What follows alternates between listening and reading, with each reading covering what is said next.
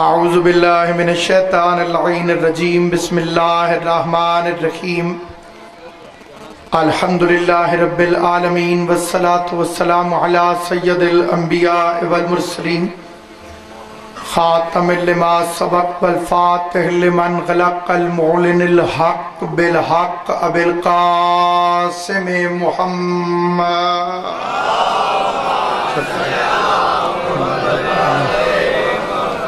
وأهل بيته الطيبين الطاهرين المعصومين المنتجبين المظلومين الذين أذهب الله عنهم الرجس وطهرهم تطهيرا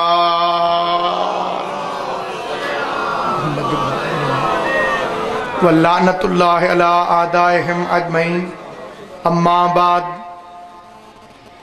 قال سبحانه وتعالى في كتابه المبين بسم الله الرحمن الرحيم یوم ندعو کل اناس بامامہم. مل کے صلوات پڑھ لے محمد و اہل بیت محمد صلی علیہ محمد وآلہ. تقریباً تمام مومنین کے علم ہے میں ایک بہت طویل عرصے کے بعد نوکری حضرت امام حسین علیہ السلام میں ممبر پہ حاضر ہوں. جو معاملہ ہے وہ سب آپ مومنین کے علم میں ہے، اور جو بہتری ہے اس میں وہ صرف اور صرف علی کے شیعوں کی دعاؤں کی وجہ سے ہے، اور جو زندگی ہے وہ حق زہرا کے لیے وقف ہے. بڑے مختصر سے وقت میں آپ حضرات کی خدمت میں نوکری پیش کرنا ہے. سامعین گرامی قدر، انبیاء علیہم السلام جتنے بھی ہیں، حضرت آدم علیہ السلام سے لے کر جناب عیسیٰ علیہ السلام تک، کیونکہ ختمی المرتبت کی تو ہم امت ہیں، یہ ایک کم 1,24,000 جو نبی ہیں، ان سب کے لیے لفظ استعمال ہوتا ہے کہ تھے. آدم نبی تھے، موسیٰ نبی تھے، عیسیٰ نبی تھے، لیکن میرے 12 اماموں میں سے کسی کے ساتھ بھی لفظ تھے استعمال نہیں ہوتا. علی کے لیے یہ فکرہ نہیں کہ علی امام تھے، علی امام ہے، حسن امام ہے، حسین امام. ان سب کے ساتھ یہ کہ سارے کے ساروں کی امامت پر یقین رکھنا واجب. جس امام کی یہ مجلس ہے، اس نام کا ایک نبی بھی ہے، موسیٰ، وہ پیغمبر ہے. اور یہ جو میرا امام ہے موسیٰ، یہ امام ہے.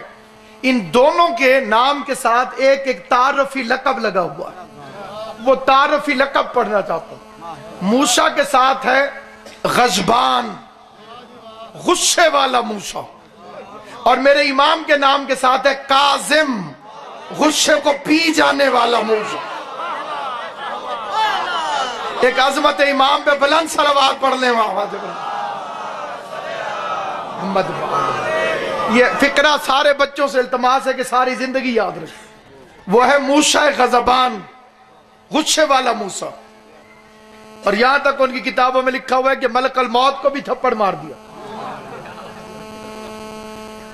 جب وہ روح قبض کرنے آیا تو اسے اتنے غضب والے تھے کہ تھپڑ مار دیا. آگے یہ بھی تحریر فرمایا کہ اس کی آنکھ نکل گئی. پھر بندے ناراض ہو جاتے ہیں، لیکن پوچھنا تو پڑتا ہے کہ صرف اتنی مہربانی فرمائے. یہ تو سارے مولوی تمہارے بتاتے ہیں کہ جب تھپڑ مارا تو اس کی آنکھ نکل آئی. یہ کوئی نہیں بتاتا کہ پھر اس نے اب ٹھیک کروا لی ہے کہ ہمارے پاس اسی طرح سے ہی آئے گا. تو سامعین گرامی قدر، یہ ہے موسیٰ کاظم، غصے کو پی جانے والا موسیٰ. اور ایک بات ہمیشہ یاد رکھیں، ایک ہوتی ہے حجت، ایک ہوتا ہے ووٹوں سے بننے والا. ان دونوں میں زمین آسمان کا فرق ہے. ووٹوں سے بننے والا جیل میں چلا جائے تو اس کا عہدہ باقی نہیں رہتا. حجت زندان میں بھی ہو تو پیشوائے کائنات ہوتی. آل محمد آپ کو سلامت ہے. جنہوں نے بات کو سمجھا، امام زمان آپ کو اجر عطا کرے.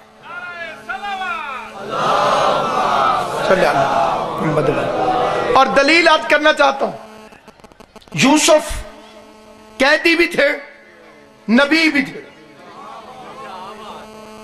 ابراہیم کے گلے میں رسی پڑ گئی.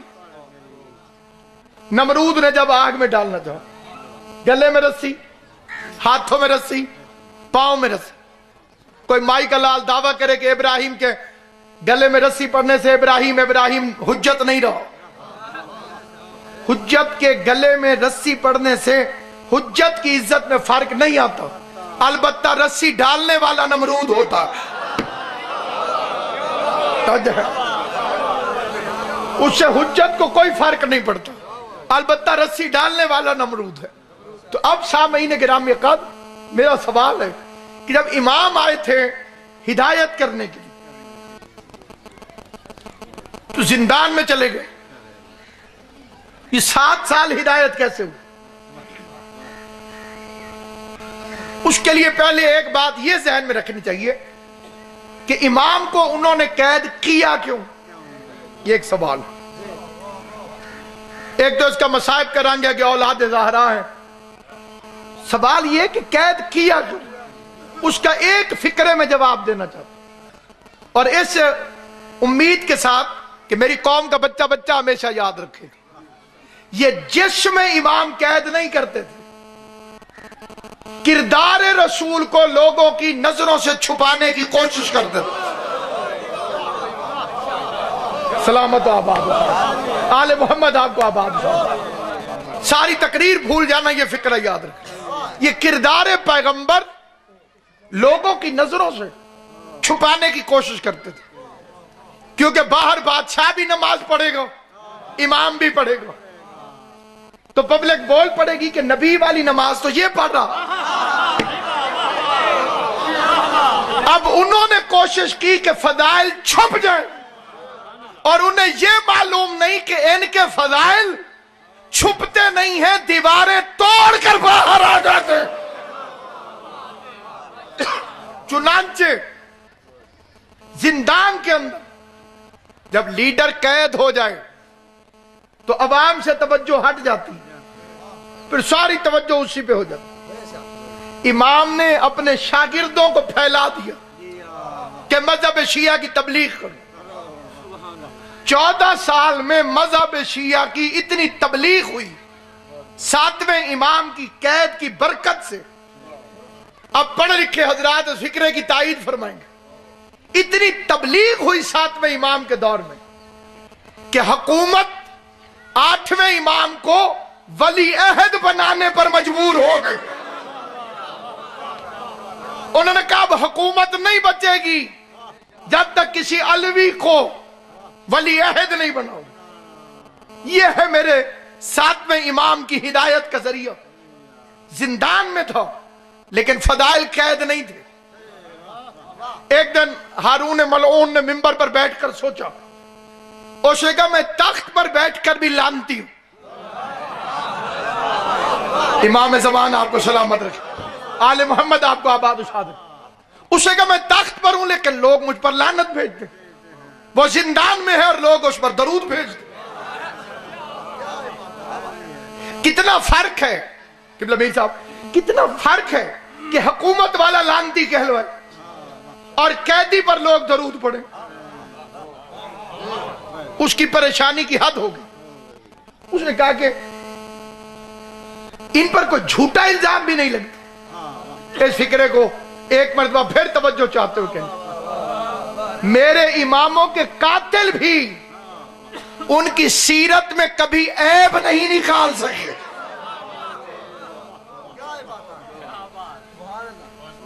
میرے ہر امام نے اپنے قاتل سے پوچھا.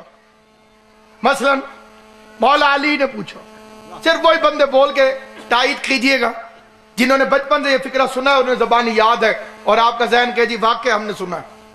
ابن ملجم سے میرے مولا نے کہا پہلے تو علی کی شجاعت دیکھو، اتنا بڑا بہادر کائنات میں کوئی نہیں ہوگا جو سوئے ہوئے قاتل کو جگا کے بٹھا دے. قاتل سویا ہوا تھا، میرے مولا نے جگا دی. اور کیا کہہ کے جگایا؟ پہلا فکرہ فرمایا الٹا مت سو. میں نے عرض کیا تھا جنہوں نے سنا ہوا فکرہ میری تائید کرے. اپنے قاتل سے علی نے فرمایا الٹا مت سو، یہ شیطان کا طریقہ. دوسرا فکرہ فرمایا اٹھ نماز پڑھ. کیا کہنے علی تیرے کردار. یہی وہ علی کا طرز زندگی ہے جو منافقت کی موت ہے. علی نے دو فکرے قاتل سے کہے. پہلا فکرہ کہا الٹا مت سو. دوسرا فکرہ فرمایا نماز پڑھ. الٹا نہ سو یہ نہی عن المنکر ہے، اٹھ نماز پڑھ یہ امر بالمعروف ہے.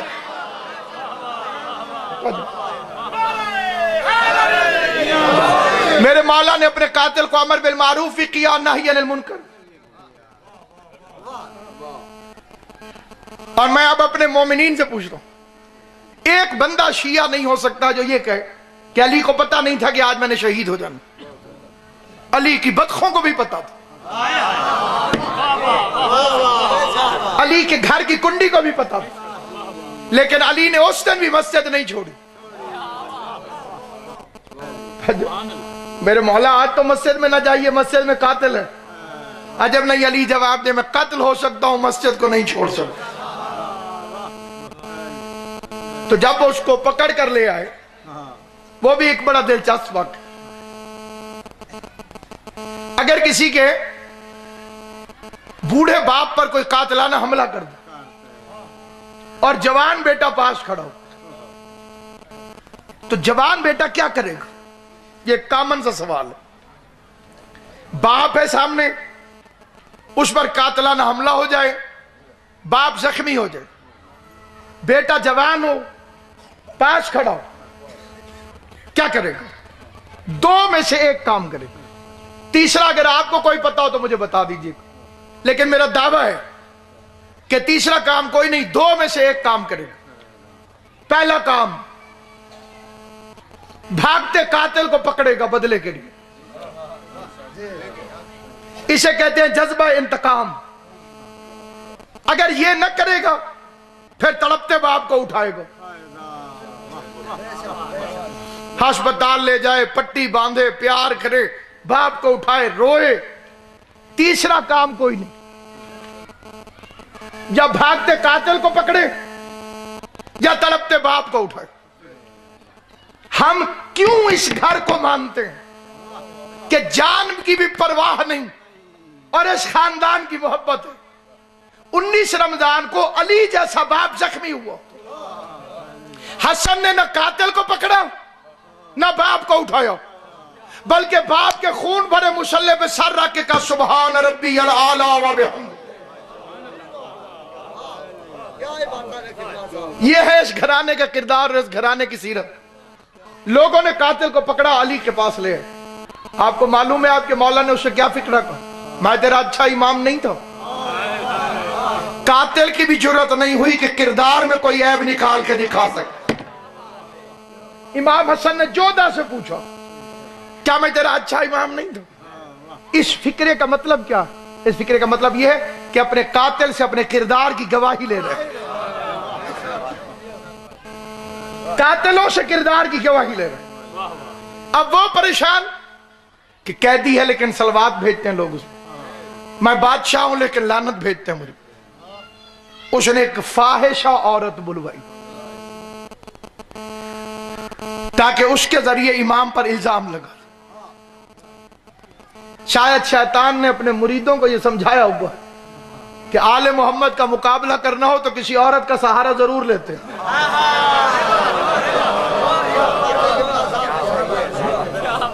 وہ مذہب کی یہودی تھی. یہودی مذہب کی ہونے کا کیا مطلب؟ خیبر کی ڈسی ہوئی زخمی ناگن. یہودیوں کا جتنا نقصان ابو طالب کے بیٹے نے کیا اتنا تو کسی نے نہیں کیا. اب میری مجبوری ہے باقی تبادلہ تبسم کے آگے بڑھے ہی نہیں. 39 دن جنگ اور فرسٹ ایڈ کی بھی ضرورت نہ ہو. چھوٹا سا پلسٹر بھی کسی کو نہ لگا.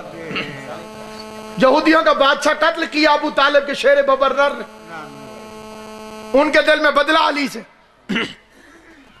مذہب کی یہودی، کردار کی فاحشہ. اس نے کہا میں کیا کروں؟ اس نے کہا میں تجھے چھوڑ دوں گا زندان، صبح میں دورے پہ آؤں گا جیل کے، تو نے شور مچا دینا، رونے لگ جانا، تجھے بولنے کی ضرورت نہیں، تیرے آنسوؤں کو لفظوں کا جامہ میں خود پہنا دوں. پیسہ لے کے یہودی عورت چلی، फिक्रे बदल देता हूं ताकि हर बंदे को समझ आ जाए। लश्कर हुस्न इस्मत के किले पर हमला करने के लिए चला। औरत चली के इल्जाम लगा दे और आए ततहीर की आवाज है, इल्जाम लग जाए तो मेरे नाजिल होने का फायदा क्या? मैं किस लिए नाजिल हूं? जिंदान का दरवाजा खुला और इमाम की कैद की कोठी में उसे बिठा दिया। रात के अंधेरे की बात थी। बादशाह पूछ रहा था बार बार, क्या किया क्या किया, कब पहुंचा दी। सुबह के वक्त इसने खुद 200 रावी बुलाए, पूरा मीडिया उस जमाने का, उनके हाथों में कागज और कलम, जेल के दौरे पे चल रहा हूं, मेरे साथ चलो। मकसद उसका यह कि शियों के इमाम को बदनाम कर। इमाम के जिंदान की तरफ आए, इशारे करता रहा, अंदर से कोई बाहर नहीं निकला। फिर दरवाजा खटखटाया। आपको याद है जैसे खांसने पे वो मुर्दा नहीं उठा था जिसे अली के सामने लाए थे। अब इसकी ख्वाहिश थी कि प्रोग्राम के मुताबिक उसने खांसी में बाहर निकलना, खांसी में वो निकली नहीं। मजबूरन बादशाह साहब सहाफियों समेत रावियों समेत अंदर आ गए। रोजा ने जिंदान खोला, 200 आदमियों ने देख के लिखा कि कैद खाने में रात एक इबादत गुजार था। जिन्हें समझ आ गई इमाम हुसैन तुम्हें हमेशा सलामत रखे, रात एक इबादत गुजार था। आज वो फाहिशा औरत भी सजदे में झुकी हुई है। एक तरफ मौला सलामत रखे, एक तरफ इमाम सजदे में है, दूसरी तरफ कनीज सजदे में है, एक तरफ इमाम सजदे में है, एक तरफ कनीज सजदे में। मैं फिक्रा कहना चाहता हूं, इस्मत पे यूसुफ नबी के भी हमला हुआ था, लेकिन यूसुफ अपने आप को बचा गया, जुलेखा को अपने जैसा ना बचा सका। लेकिन क्या कहने शान इमामत के कि इमाम ने किरदार भी बदल दिया, नसीब भी बदल दी।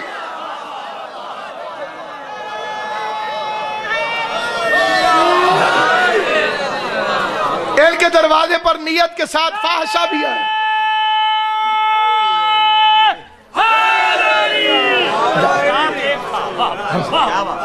दो इबादत गुजार, बादशाह को आग लग गई। कोशिश करता था कि ये मंजर कोई और ना देखे, लेकिन 200 बंदे खुद बुलवा बैठा था।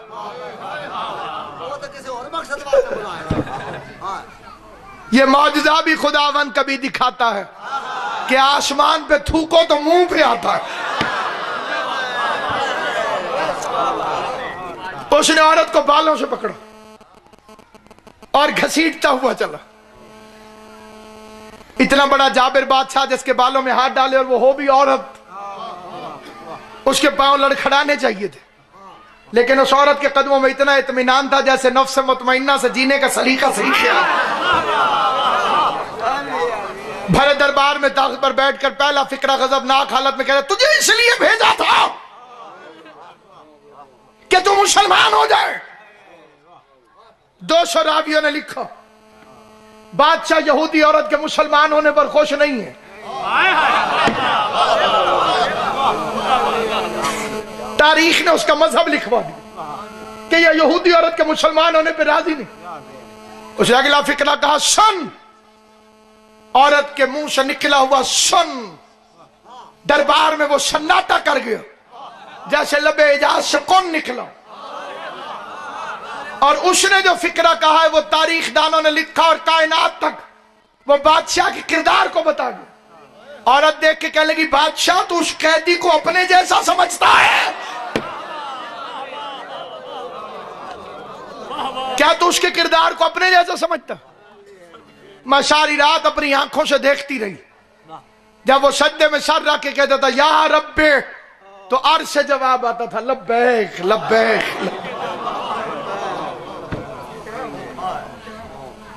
इमाम ज़मान फरमाते हैं, मेरा सलाम हो उस कैदी पर जिसके जिस्म का गोश्त जंजीरें खा गए।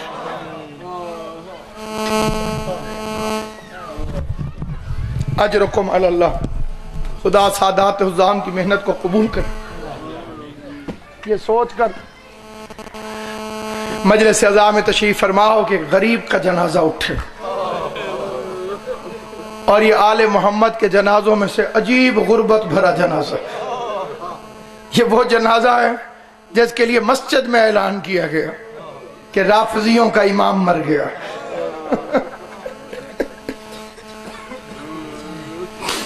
جنازہ اٹھانے کے لیے لوگ مزدور آئے اور جنازہ اٹھا۔ عزاداران امام مظلوم، ہمارے مذہب کا ایک بڑا جلیل قدر عالم دین گزرا ہے، شیخ طوسی علیہ رحمہ۔ وہ کازمین میں تھا، اس نے آخری وقت میں وصیت لکھوائی کہ جب میں مر جاؤں تو مجھے کربلا جا کر دفن کرنا، کیونکہ یہ مسلمات میں سے ہے کہ جو کربلا کی زمین میں دفن ہو جائے اس کا حساب کتاب نہیں ہوتا۔ مجھے کربلا دفن کرنا، غش آ گیا، آنکھ کھلی، وصیت تبدیل کرائی، کہ میری وصیت بدلو، مجھے یہیں کازمین میں دفن کرنا۔ بیٹا نے پوچھا ابھی تو وصیت کی تھی کربلا دفن کرنا، وصیت تبدیل کیوں کی؟ کہا میرے بچوں جب میری آنکھ لگی تو میرے خواب میں میرا 7واں امام زنجیروں میں میرا امام میرے خواب میں اس عالم میں آیا کہ اس کے ہاتھوں میں زنجیریں، اور مجھے دیکھ کے کہنے لگا توسی تجھے میری شفاعت پر یقین نہیں؟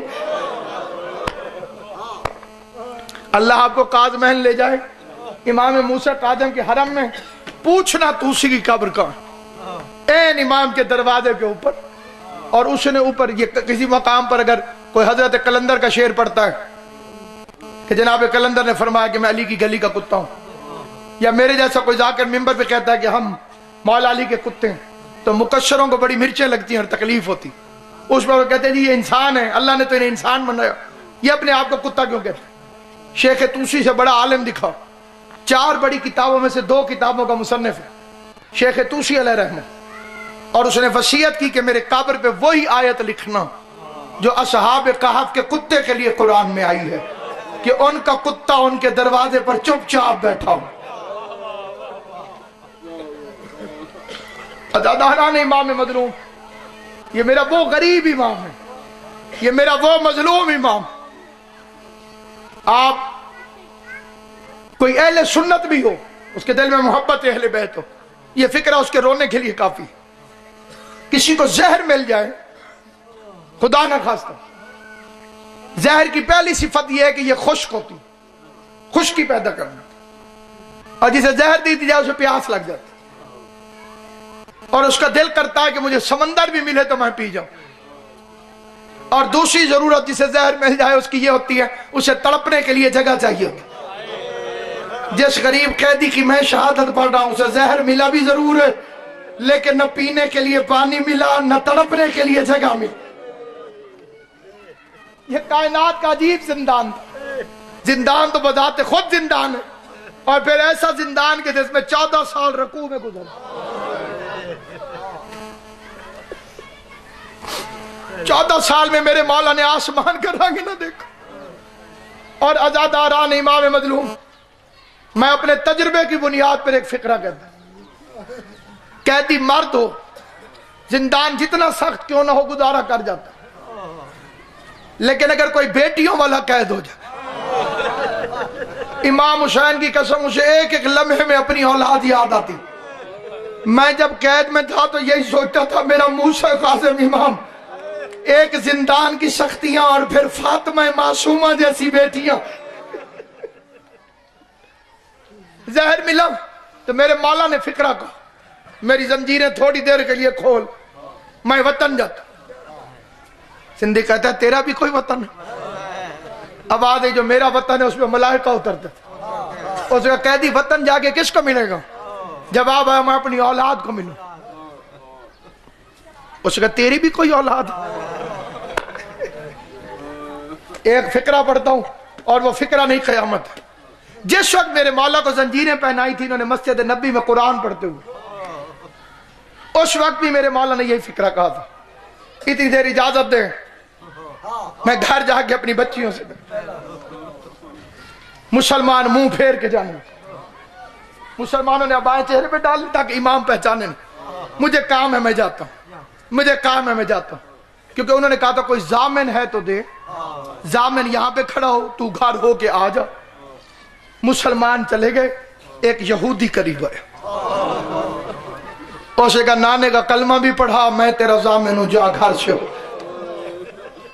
मुझे अब पता चला रात ख्वाब में तेरा नाना मुझे कलमा पढ़ाने क्यों आया था।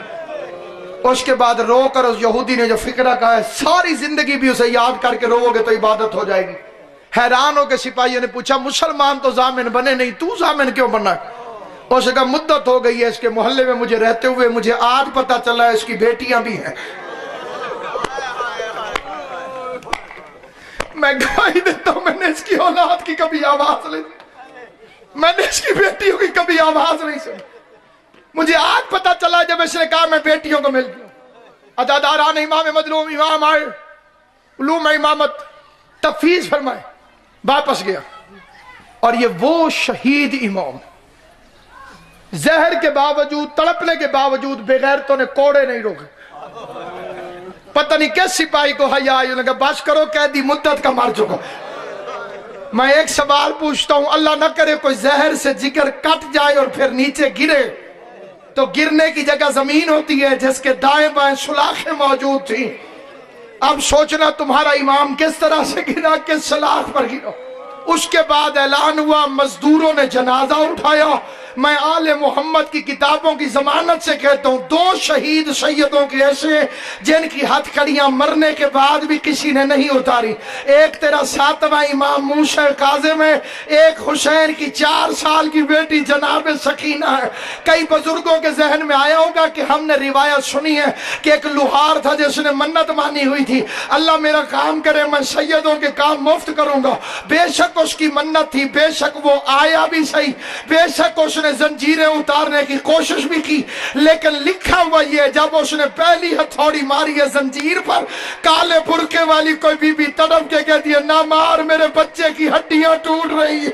जंजीरों में जकड़ा हुआ मेरा मूसा काज़िम इमाम इस रंग से जकड़ा हुआ। आज़ादारान इमाम मजलूम, मैंने किताबों में फिक्रा पढ़ा है, एक जाकिर ने करबला में मजलिस पढ़ी, उस मजलिस में रो के कहने लगा मूसा काज़िम तू तो ज़ैनुल आबिदीन से भी ज्यादा मजलूम है। ज़ैनुल आबिदीन 1 साल कैद रहा, तू 14 साल कैद रहा।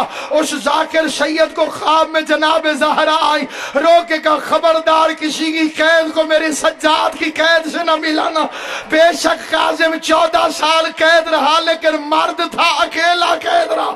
सज्जाद के साथ ज़ैनब कैद होके आई थी, सज्जाद के साथ सकीना कैद होकर आई थी। अज़ादारान इमाम, सदका इस हाय का बीबी तुम्हें कोई गम न दे। हुसैन की मां बानिया ने मजलिस को सलामत रखे। मैं पूरी जिम्मेदारी से एक फिक्रा पढ़ता हूँ, सैयद कौनैन को गवाह बनाकर सारी दुनिया कहती है मजदूरों ने जनाजा उठाया। सारे मोमिनों को पता है तुम्हारे 7वें इमाम का जनाजा उजरत में मजदूर उठाकर लेकर चले। मुसलमान दुकानों में बैठ के हंसते रहे, मुसलमान बाजार में बैठ के हंसते रहे। मेरे कैदी इमाम का जनाजा लोग उठाकर चले, लेकिन अगला फिक्रा लोग सही नहीं पढ़ते। कई लोग पढ़ते कि इन्होंने पुल्ले बगदाद पे जनाजा रखा, देखना मेरी तरफ उधर जनाजा है इधर मिंबर है। मैं इसकी कसम खा के फिक्रा पढ़ता हूँ, अगर गलत पढ़ो बीबी शफात न करे। फिक्रा दिल पे लगे तो हाय कह के जनाजे का इस्तकबाल करना। मुझे अली की इज्जत की कसम, इन बेगैरतों ने, इन मजदूरों ने जनाजा बगदाद की पुल पे रखा नहीं है।